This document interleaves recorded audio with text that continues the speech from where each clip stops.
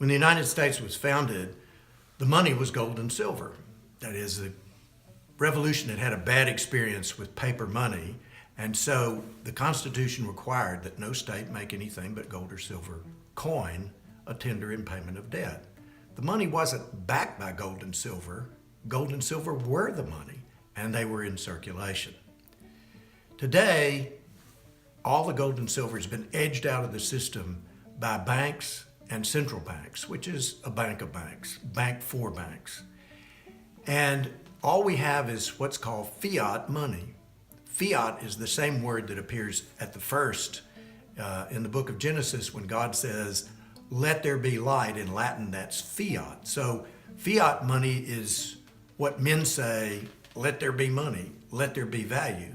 But of course, it has no value in itself. It only represents value from something else. One thing we know about human nature is that success always begets excess. So what always happens in history, even though it may take 100 years to happen, is that when banks can create money out of thin air, as they can in our present system, they will keep doing that until the money loses all value. And when that happens, the public turns away from it and the value drops very, very quickly. Silver and gold are the only insurance that you can buy against that kind of crisis. That gold and silver are good financial insurance is not my opinion. It's the proof of thousands of years of history. Silver and gold are valuable because people value them. They value them more, they value them less, but over time, they have always valued them for thousands and thousands of years, and that hasn't changed.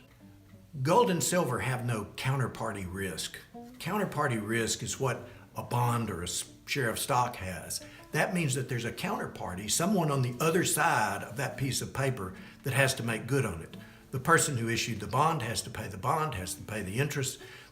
The company behind that share of stock has to make good in the economy. Gold and silver have no counterparty risk. They are valued according to what people all over the world value them at every single day.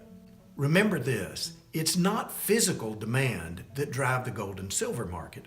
It's not 10,000 tons demanded today and 10,000 tons produced or 8,000 tons produced. Those supply and demand factors only change very slowly over time. What drives the price of silver and gold is monetary demand.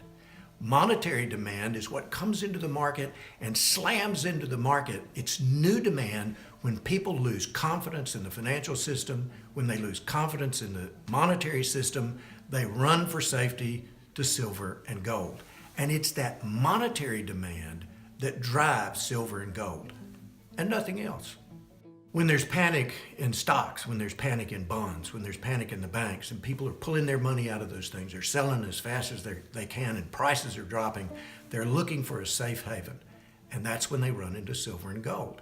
People run into silver and gold because they're the only self-validating assets. They don't require somebody else's say-so to make them good. They're good because millions of people around the world want them.